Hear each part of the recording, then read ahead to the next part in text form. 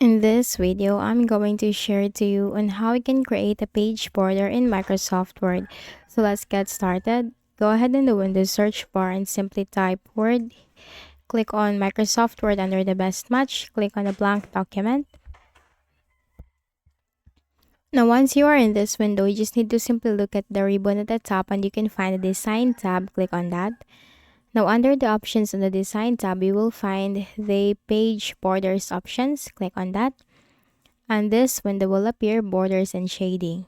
So click on box and then here you have to choose your style for your border. So there are a lot of options in here that you can choose from. So it's up to you. Let me go with this one.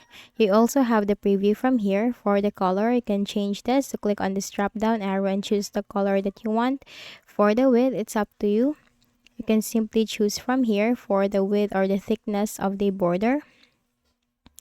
And you can also go with art. So there are also a lot of choices from here. Now, if you want to apply this, you can apply this to whole document, this section only, this section first page only, or this section all except first page. Now, let's go with whole document and then we need to click on OK.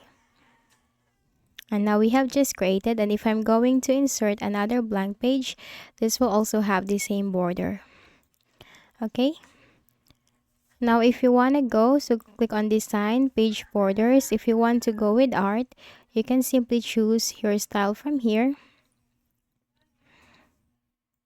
And just need to click on OK. And this art border will be your border for your document in your Microsoft Word, okay? So that's how you can easily create a border in Microsoft Word. So I hope this video helped you. Kindly please do not forget to hit the like button and subscribe to this YouTube channel for more tutorials like this. Thank you for watching.